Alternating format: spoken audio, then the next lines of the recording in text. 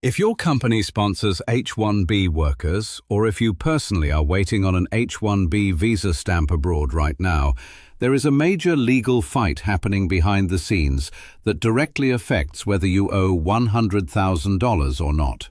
This is one of the most confusing, fast-moving immigration stories of the year, because the legal status of this fee has actually flipped more than once in just the last month. Welcome back to US Visa News Hub. I am Mr. Burhan, and today I want to walk you through exactly what happened, where things stand right now, and what you should actually do if this affects your case.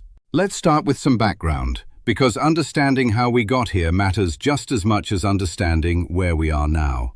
Back in September 2025, President Trump signed a presidential proclamation that introduced something the H-1B program had never seen before.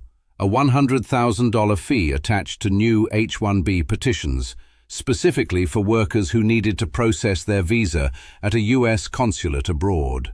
To put that number in perspective, the typical cost of filing an H-1B petition before this proclamation ranged anywhere from about $2,000 to $5,000, depending on the employer and the specific fees involved. Jumping from a few $1,000s to $100,000 was not a modest increase. It was a fundamental restructuring of what it costs to bring in high-skilled foreign talent through this visa category. The administration framed the fee as a way to prevent misuse of the H-1B program and to protect American workers from being undercut by companies hiring from abroad.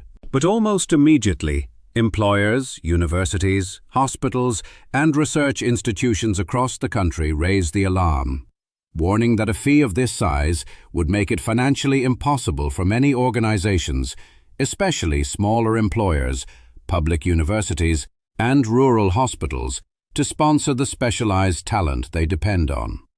That concern very quickly turned into multiple lawsuits filed in federal courts around the country. This video is for informational purposes only and does not constitute legal advice. Please consult a licensed immigration attorney for guidance specific to your situation. Now let's talk about where things currently stand, because this is where it gets genuinely complicated and where a lot of surface-level news coverage has left people with the wrong impression. On June 8, 2026, a federal judge in Massachusetts, Judge Leo Sorokin, issued a major ruling in a case brought by a coalition of 20 state attorneys general. Judge Sorokin ruled decisively in favor of the states and struck down the $100,000 fee in its entirety. His reasoning was clear and direct.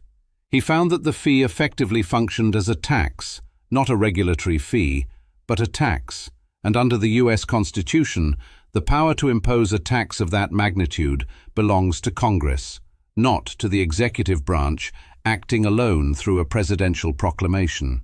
This is a core separation of powers principle. The president can regulate many aspects of immigration, but creating what is essentially a $100,000 tax on a visa category without any authorization from Congress goes beyond that regulatory authority. On top of that constitutional finding, Judge Sorokin also ruled that the policy violated the Administrative Procedure Act, which is the federal law that governs how agencies are required to create and roll out new rules, including requirements around proper notice, public comment, and reasoned explanation. The court found the government had not adequately justified the massive fee increase or considered the real-world impact on employers who had built long-term plans around the prior cost structure. Based on all of this, the court vacated the fee policy entirely, and did so with what's called universal effect, meaning the vacature applied to all employers nationwide, not just the states that had filed the lawsuit. For a few days, this looked like a clean, decisive win for employers and H-1B workers. But here is the twist that a lot of headlines and social media posts completely missed or oversimplified. Just 4 days later, on June 12, 2026, that same judge paused his own ruling. Here's what happened. The federal government moved immediately.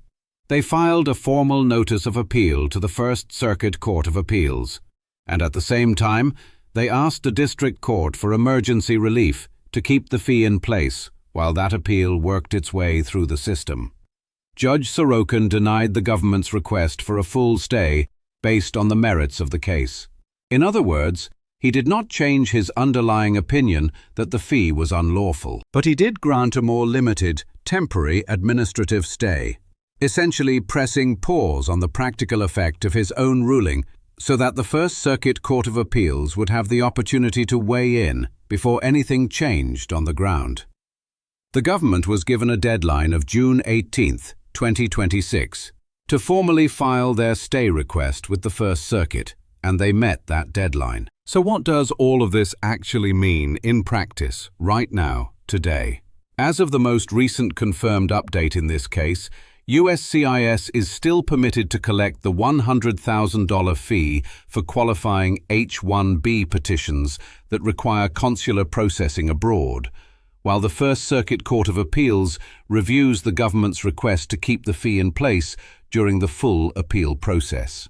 In other words, even though a federal judge already ruled this fee unlawful, the fee itself has not actually gone away for the people and companies who are currently filing.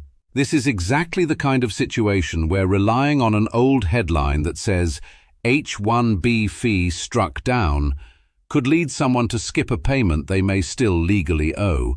So it's critical to check the current status with qualified counsel before making any filing decisions. Let's clarify exactly what qualifying means here. Because this fee was never designed to apply to every single H-1B case out there. The fee specifically targets new H-1B petitions for workers who are processing their visa at a U.S. consulate outside the country. In other words, people who are currently abroad and need to obtain their visa stamp before entering the United States in H-1B status. It generally does not apply to most changes of status filed for workers who are already inside the United States in another status, and it generally does not apply to extensions or amendments for people who already hold H-1B status, unless those particular cases end up requiring consular processing for some other reason, in which case the fee could come back into play. It's also important to understand that this Massachusetts case is not happening in isolation. There is a real split forming among federal courts on this exact question, and that matters a lot for where this ultimately ends up. A separate court in Washington, D.C. actually reached the opposite conclusion in an earlier case brought by the U.S. Chamber of Commerce and several universities, upholding the same $100,000 fee as a valid exercise of presidential authority. That case is currently on appeal before the D.C. Circuit. Meanwhile, yet another challenge to the fee is pending in federal court in California, brought by a coalition of healthcare organizations, labor unions, and educational institutions. So right now, you have one federal court saying the fee is an unconstitutional tax, another federal court saying it's a lawful use of presidential power, and a third case still working its way through the system. When you have this kind of genuine disagreement between federal courts on the same legal question, it significantly increases the odds that the U.S. Supreme Court eventually steps in to resolve it once and for all. That kind of resolution, though, could still be many months away, which means employers and workers need to be prepared for a prolonged period of legal uncertainty rather than a quick final answer. So, given all of this back and forth, what should you actually do if this situation affects you right now? First, if you're an employer with a pending or upcoming H-1B petition that requires consular processing for your employee, do not assume the fee is gone simply because you saw a headline about a judge striking it down. As of right now, the fee is still being actively enforced while the appeal plays out, and filing a petition without including the required fee based on outdated information could create serious complications or delays for your employee. Second, if you or your company already paid the $100,000 fee before this litigation, it's worth keeping very clear, well-organized documentation of that payment. If the courts ultimately side with the states on a permanent basis, There is a real possibility that a formal refund process could eventually open up for fees that were paid under a policy that gets permanently struck down, and having your paperwork in order now will make that process much smoother later. Third, if you are an H-1B worker who is currently abroad and planning to attend a visa interview, or if you are an employer trying to time a new filing around this shifting legal landscape, this is exactly the kind of situation where a short consultation with an experienced immigration attorney before you file or travel can save you from a very expensive surprise. Attorneys who are actively tracking this litigation can tell you, based on the most current status, whether your specific case is likely to be affected and how to plan around it. I also want to be transparent about something here. The legal status of this fee has already changed multiple times within a matter of days, and it could very well change again by the time you're watching this video. That's simply the nature of active, high-stakes litigation moving through multiple federal courts at the same time. Rather than treating any single headline as the final word, the smartest approach right now is to treat this as an evolving situation and check for the most current status before making any major decisions tied to it. The bottom line here is this. This fight over the $100,000 H-1B fee is far from over. A federal judge in Massachusetts has already ruled it unlawful once, but that ruling is currently paused while a federal appeals court decides what happens next. And there's a real chance this entire question eventually lands in front of the Supreme Court, given the conflicting rulings from different courts around the country. We are going to keep tracking this story closely, and the moment there is a real, confirmed development from the First Circuit or any other court, we will bring you a full update right here. If this breakdown was helpful, drop your questions in the comments below, and if you or your company are navigating an H-1B case right now, subscribe to US Visa News Hub so you don't miss the next update on exactly how this case develops.